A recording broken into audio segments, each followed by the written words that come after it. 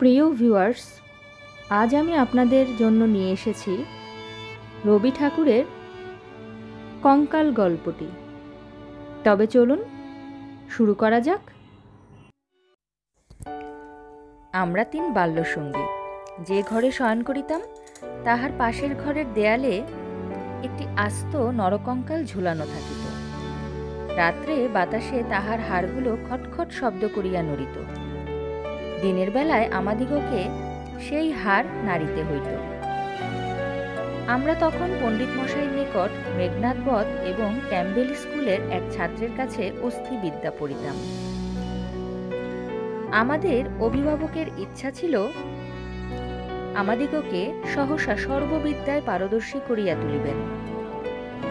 তাহার অভিপ্রায় কতদূর সফল হইয়াছে যাহারা আমাদিগকে জানেন তাহাদের নিকট প্রকাশ করা বাহুল্য, এবং যাহারা জানেন না তাহাদের নিকট গোপন করাই শ্রেয়। তাহার পর বহুকাল অতীত হইয়াছে। ইতিমধ্যে সেই ঘর হইতে কঙ্কাল এবং আমাদের মাথা হইতে অস্থিবিদ্যা কোথায় স্থানান্তরিত হইয়াছে অন্বেষণ করিয়া জানা যায় না। অল্পদিন হইল একদিন রাত্রে কোনো কারণে অন্যত্র স্থানাভাব হওয়াতে আমাকে সেই ঘরে শয়ন করিতে হয়। অনভ্যাসবশত ঘুম হইতেছে না। এপাশ ওপাশ করিতে করিতে গির্জার ঘড়িতে বড় বড় ঘণ্টাগুলো প্রায় সবকটা বাজিয়া গেল। এমন সময়ে ঘরের কোণে যে তেলের সেজ জ্বলিতেছিল সেটা প্রায় মিনিট 5 ধরিয়া খাবি খাইতে খাইতে একেবারে নিবিয়া গেল। ইতিপূর্বেই আমাদের বাড়িতে 2-1টা দুর্ঘটনা ঘটিয়াছে, তাই এই আলো নেবা হইতে সহজেই মৃত্যুর কথা মনে উদয় হইল। মনে হইল এই যে রাত্রি 2 প্রহরে একটি দীপশিখা চিরান্ধাকারে মিলাইয়া গেল, প্রকৃতির কাছে ইহাও যেমন, আর মানুষের ছোট ছোট প্রাণশিখা কখনো দিনে কখনো রাত্রে হঠাৎ নিবিয়া বিস্তৃত হইয়া যায়, তাহাও তেমনি। ক্রমে সেই কঙ্কালের কথা মনে পড়িল।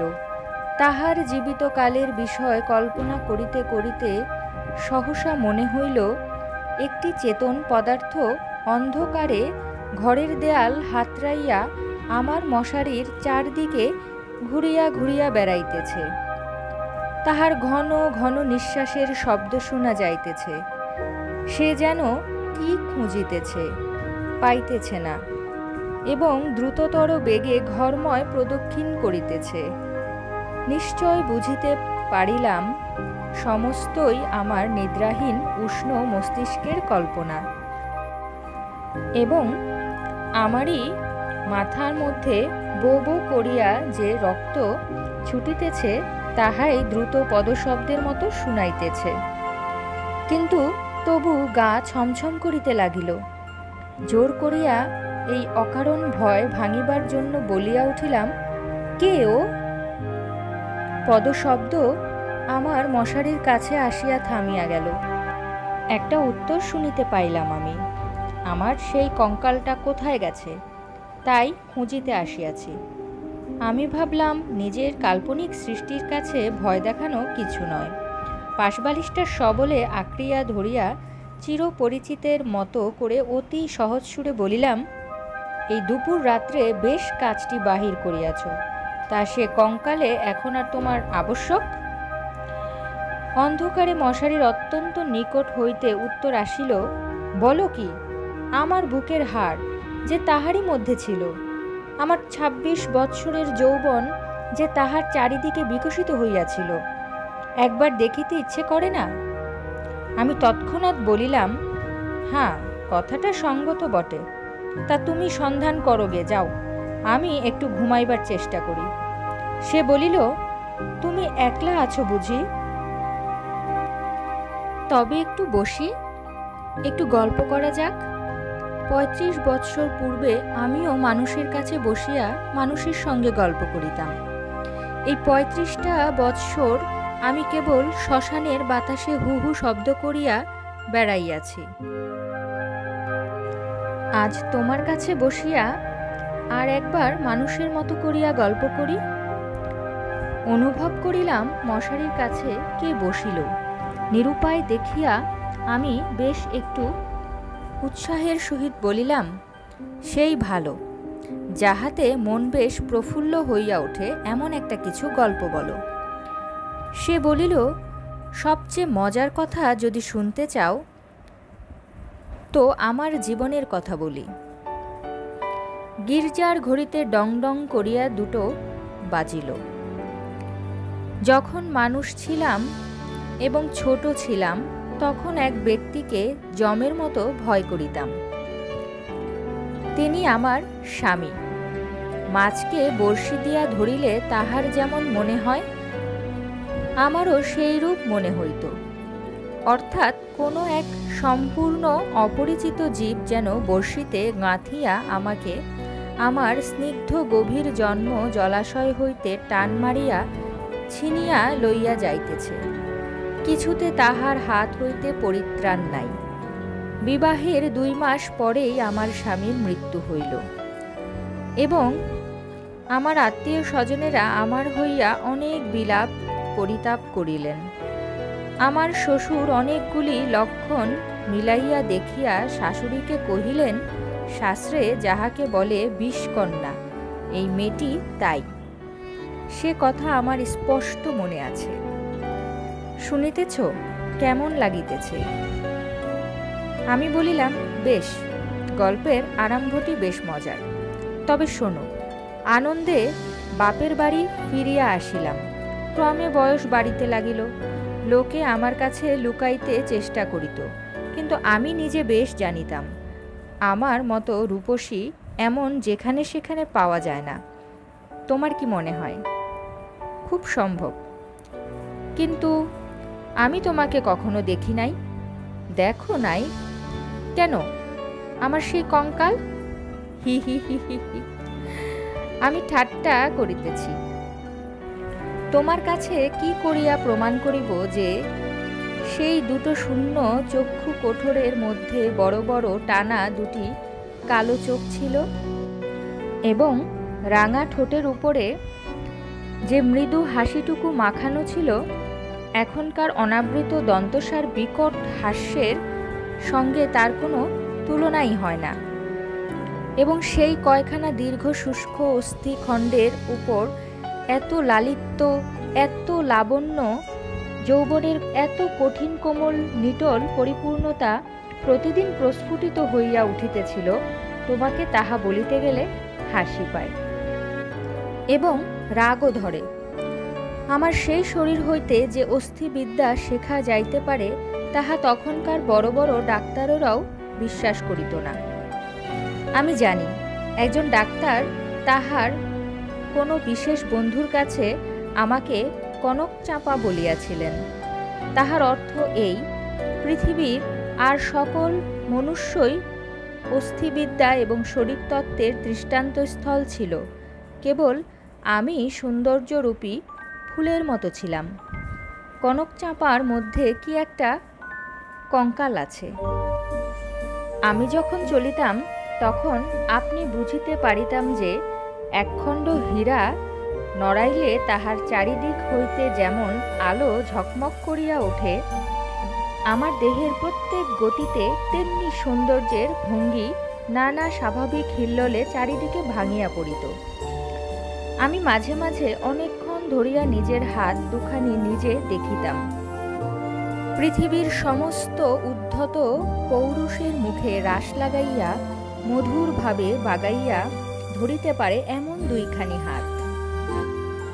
সুভদ্রা যখন অর্জুনকে লইয়া দৃপ্ত ভঙ্গিতে আপনার বিজয়রথ বিস্মিত 3 লোকের মধ্য দিয়া চালাইয়া লইয়া গিয়াছিলেন, তাহার বোধ করি এইরূপ 2খানি অস্থূল সুডল বাহু, আরক্ত করতল এবং লাবণ্য শিখার মতো অঙ্গুলি ছিল। কিন্তু আমার সেই নির্লজ্জ নিরাভরণ চিরবৃদ্ধ কঙ্কাল তোমার কাছে আমার নামে মিথ্যা সাক্ষ্য দিয়াছে। আমি তখন নিরুপায় নিরুত্তর ছিলাম। এই জন্যে পৃথিবীর সবচেয়ে তোমার উপর আমার বেশি রাগ।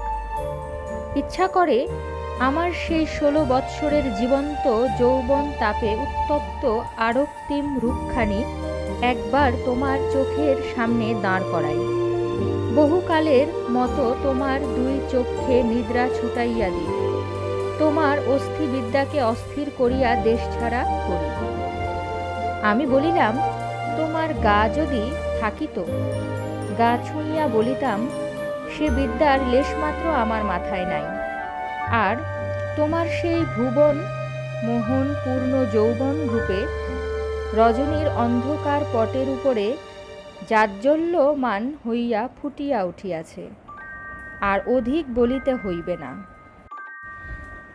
আমার কেহ সঙ্গিনী ছিল না। দাদা প্রতিজ্ঞা করিয়াছিলেন বিবাহ করিবেন না।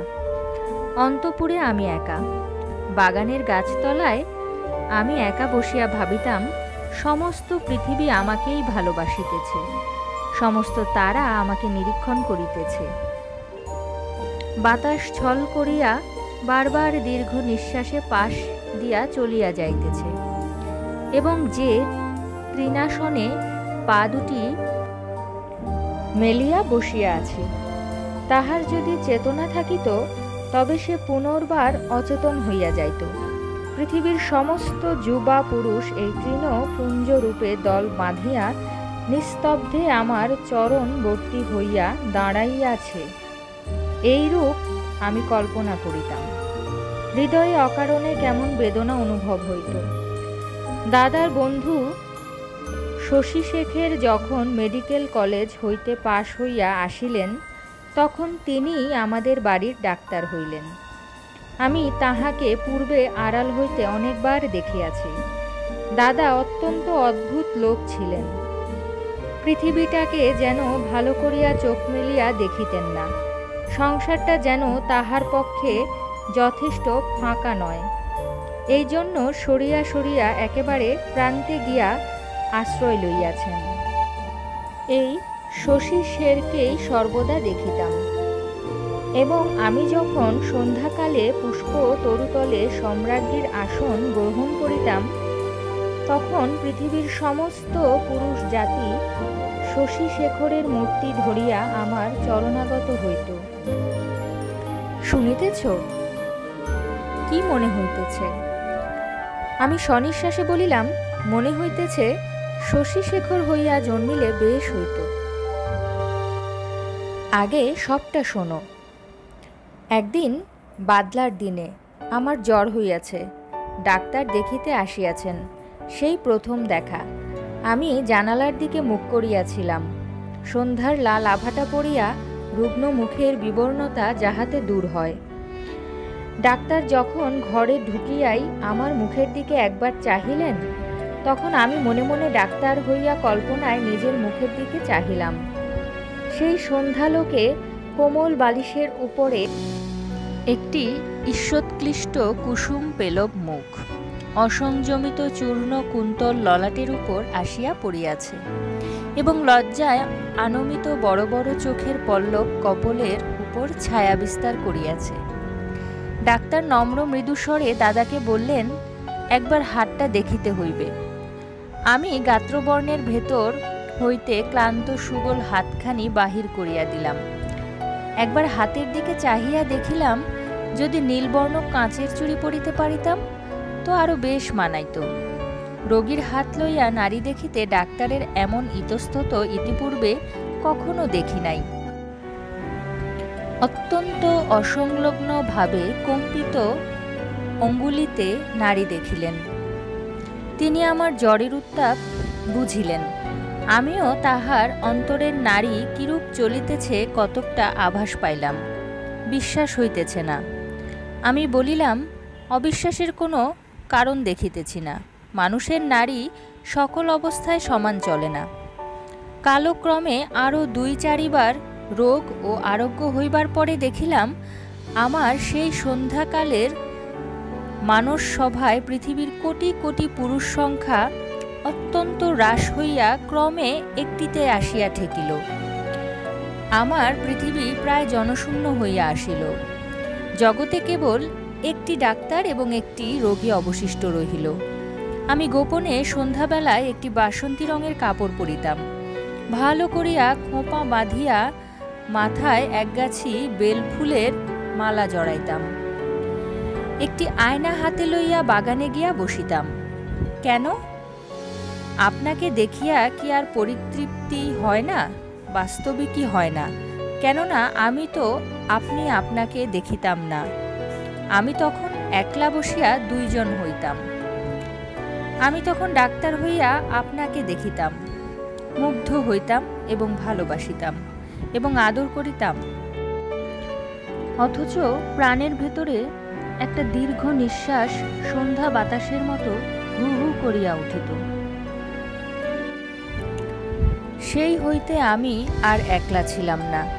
যখন চলিতাম নতনেত্রে চাহিয়া দেখিতাম পায়ের অঙ্গুলিগুলি পৃথিবীর উপরে কেমন করিয়া পড়িতেছে এবং ভাবিতাম এই পদক্ষেপ আমাদের নূতন পরীক্ষোত্তীর্ণ ডাক্তারের কেমন লাগে। মধ্যাহ্নে জানালার বাহিরে ঝাঁঝাঁ করিত, কোথাও সারা শব্দ নাই। মাঝে মাঝে এক একটা চিল অতি দূর আকাশে শব্দ করিয়া উড়িয়া যাইত এবং আমাদের উদ্যান প্রাচীরের বাহিরে খেলনাওয়ালা সুর করিয়া চাই খেলনা, চাই চুরি চাই করিয়া ডাকিয়া যাইত। আমি একখানি ধবধবে চাদর পাতিয়া নিজের হাতে বিছানা করিয়া শয়ন করিতাম। একখানি অনাবৃত বাহু কোমল বিছানার উপর যেন অনাদরে মেলিয়া দিয়া ভাবিতাম এই হাতখানি এমনি ভঙ্গিতে কে যেন দেখিতে পাইল, কে যেন দুখানি হাত দিয়া তুলিয়া লইল, কে যেন ইহার আরক্ত করতলের উপর একটি চুম্বন রাখিয়া দিয়া আবার ধীরে ধীরে ফিরিয়া যাইতেছে। মনে করো এইখানেই গল্পটা যদি শেষ হয় তাহা হইলে কেমন হয়? আমি বলিলাম, মন্দ হয় না, একটু অসম্পূর্ণ থাকে বটে, কিন্তু সেইটুকু আপন মনে পূরণ করিয়া লইতে বাকি রাতটুকু বেশ কাটিয়া যায়। কিন্তু তাহা হইলে গল্পটা যে বড় গম্ভীর হইয়া যায়।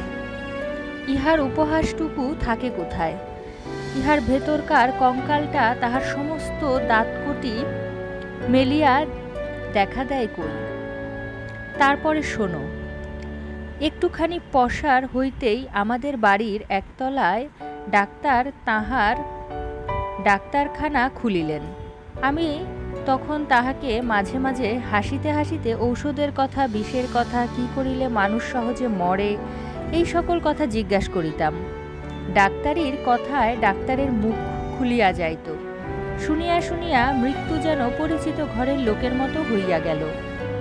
ভালোবাসা এবং মরণ কেবল এই দুটোকেই পৃথিবীময় দেখিলাম। আমার গল্প প্রায় শেষ হইয়া আসিয়াছে, আর বড় বাকি নাই। আমি মৃদুস্বরে বলিলাম, রাত্রিও প্রায় শেষ হইয়া আসিল।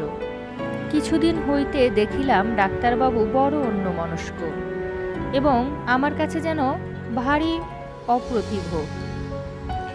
একদিন দেখিলাম তিনি কিছু বেশি রকম সাজসজ্জা করিয়া দাদার কাছে তাহার জুড়ি ধার লইলেন। রাত্রে কোথায় যাইবেন? আমি আর থাকিতে পারিলাম না। দাদার কাছে গিয়া নানা কথার পর জিজ্ঞাসা করিলাম, হ্যাঁ দাদা, ডাক্তারবাবু আজ জুড়ি লইয়া কোথায় যাইতেছেন? সংক্ষেপে দাদা বলিলেন, মরিতে। আমি বলিলাম, না, সত্য করিয়া বলো না। তিনি পূর্বাপেক্ষা কিঞ্চিৎ খোলাসা করিয়া বলিলেন, বিবাহ করিতে। আমি বলিলাম, সত্য নাকি? বলিয়া অনেক হাসিতে লাগিলাম। অল্পে অল্পে শুনিলাম এই বিবাহে ডাক্তার 12,000 টাকা পাইবেন। কিন্তু আমার কাছে এ সংবাদ গোপন করিয়া আমাকে অপমান করিবার তাৎপর্য কি? আমি কি তাহার পায়ে ধরিয়া বলিয়াছিলাম যে এমন কাজ করিলে আমি বুক ফাটিয়া মরিব? পুরুষদের বিশ্বাস করিবার জো নাই। পৃথিবীতে আমি একটিমাত্র পুরুষ দেখিয়াছি এবং এক মুহূর্তে সমস্ত জ্ঞান লাভ করিয়াছি। ডাক্তার রোগী দেখিয়া সন্ধ্যার পূর্বে ঘরে আসিলে আমি প্রচুর পরিমাণে হাসিতে হাসিতে বলিলাম, কি ডাক্তার মহাশয়, আজ নাকি আপনার বিবাহ? আমার প্রফুল্লতা দেখিয়া ডাক্তার যে কেবল অপ্রতিভ হইলেন তাহা নহে, ভারী বিমর্ষ হইয়া গেলেন। জিজ্ঞাসা করিলাম, বাজনাবাদ্য কিছু নাই যে? শুনিয়া তিনি ঈষৎ একটু নিঃশ্বাস ফেলিয়া বলিলেন, বিবাহ ব্যাপারটা কি এতই আনন্দের? শুনিয়া আমি হাসিয়া অস্থির হইয়া গেলাম। এমন কথাও তো কখনো শুনি নাই। আমি বলিলাম, সে হইবে না, বাজনা চাই, আলো চাই। দাদাকে এমনি ব্যস্ত করিয়া তুলিলাম যে দাদা তখনই রীতিমতো উৎসবের আয়োজনে প্রবৃত্ত হইলেন। আমি কেবলই গল্প করিতে লাগিলাম। বধূ ঘরে আসিলে কি হইবে, কি করিব জিজ্ঞাসা করিলাম।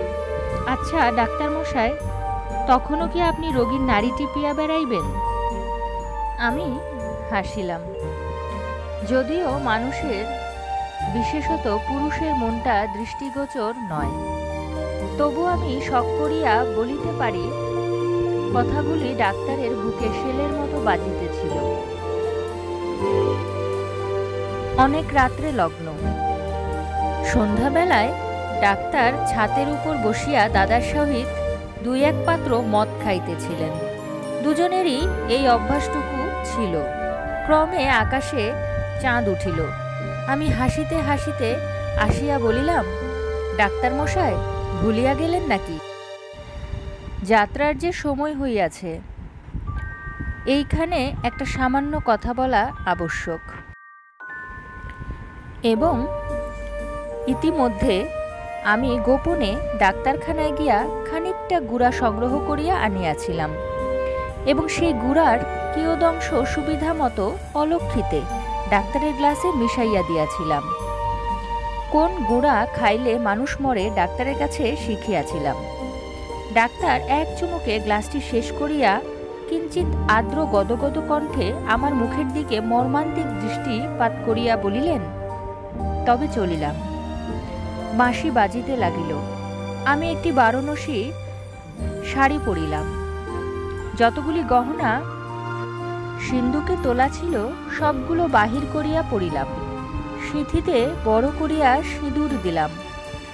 আমার সেই বকুলতলায় বিছানা পাতিলাম। বড় সুন্দর রাত্রি, ফুটফুটে জ্যোৎস্না। সুপ্ত জগতের ক্লান্তি হরণ করিয়া দক্ষিণে বাতাস বহিতেছে। জুঁই আর বেলফুলের গন্ধে সমস্ত বাগান আমোদ করিয়াছে। বাঁশির শব্দ যখন ক্রমে দূরে চলিয়া গেল, জ্যোৎস্না যখন অন্ধকার হইয়া আসিতে লাগিল, তখন তরুপল্লব এবং আকাশ এবং আজন্মকালের ঘরদুয়ার লইয়া পৃথিবী যখন আমার চারিদিক হইতে মায়ার মতো মিলাইয়া যাইতে লাগিল, তখন আমি নেত্র নিমীলন করিয়া হাসিলাম। ইচ্ছা ছিল যখন লোকে আসিয়া আমাকে দেখিবে, তখন এই হাসিটুকু যেন রঙিন নেশার মতো আমার ঠোঁটের কাছে লাগিয়া থাকে। ইচ্ছা ছিল যখন আমার অনন্ত রাত্রির বাসর ঘরে ধীরে ধীরে প্রবেশ করিব, তখন এই হাসিটুকু এখান হইতেই মুখে করিয়া লইয়া যাইব। কোথায় বাসর ঘর? আমার সে বিবাহের বেশ কোথায়? নিজের ভেতর হইতে একটা খটখট শব্দে জাগিয়া দেখিলাম, আমাকে লইয়া 3টি বালক অস্থিবিদ্যা শিখিতেছে। বুকের যেখানে সুখ দুঃখ ধুক ধুক করিত এবং যৌবনের পাপড়ি প্রতিদিন একটি একটি করিয়া প্রস্ফুটিত হইত, সেইখানে বেত্র নির্দেশ করিয়া কোন অস্থির কি নাম মাস্টার শিখাইতেছে। আর সেই যে অন্তিম হাসিটুকু ওষ্ঠের কাছে ফুটাইয়া তুলিয়াছিলাম, তাহার কোনো চিহ্ন দেখিতে পাইয়াছিলে কি? গল্পটা কেমন লাগিল? আমি বলিলাম, গল্পটি বেশ প্রফুল্লকর। এমন সময় প্রথম কাক ডাকিল। জিজ্ঞাসা করিলাম, এখনো আছো কি? কোনো উত্তর পাইলাম না। ঘরের মধ্যে ভোরের আলো প্রবেশ করিল।